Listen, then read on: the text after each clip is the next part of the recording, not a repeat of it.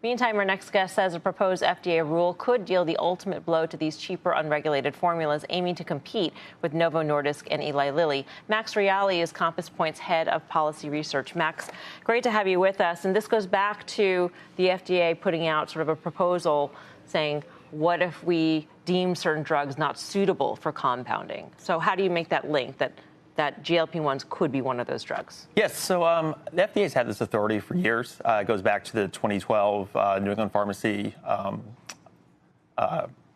infection that you had, 64 deaths from meningitis. They just never have used it. And so under the authority, they're allowed to create a list of drugs that present demonstrable difficulties for compounding and create a criteria for doing so. In March, they proposed a list. It has 3 categories of drugs on there. One actually does have some impact on compounding today. The way the list is written is the criteria taken into account includes adverse events, how complex the process is, how you administer the drug, and these are all issues that are already kind of presenting themselves with compounding drugs. The other issue that they bring up, and that Pharma actually makes a really good point around in their comment letter, is if you look at other semaglutides, so ones that are used for Trulicity, for example, that's also in shortage, but you can't compound it because biologics are too complex to be compounded, according to the FDA. Now, you have too few amino acids for things like Wegovy, Mounjaro, so they still count as small molecule drugs.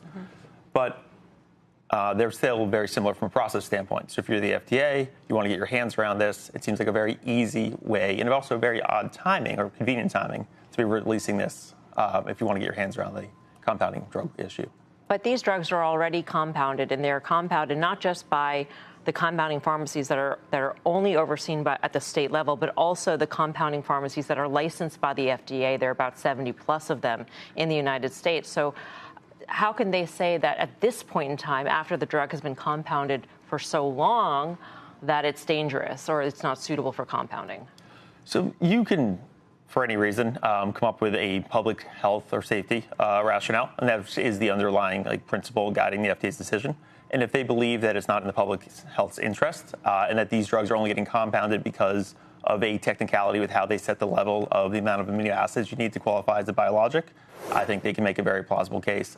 If you just step back, FDA's number one concern is integrity and safety of the drug supply chain and control. And one thing that you don't have with compounded drugs is the same visibility into the market with reporting adverse events, with tracking sales and monitoring for sterilization, infections, impurity, things like that. There's a very clear argument to be made if you're the FDA that to maintain public trust and to maintain public safety, you need to add these to the list. They can.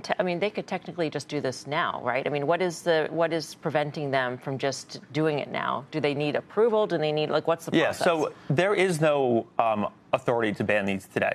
They had to establish the authority, so they went through the rulemaking process. It's proposed. They'll probably finalize it sometime in September. Once the list is finalized, the process for adding drugs to the list is finalized, then you can go out and suggest any drug or drug category you want. I imagine they'll do just like Australia did. You'll put semaglutides or GLP-1s as an entire category on there.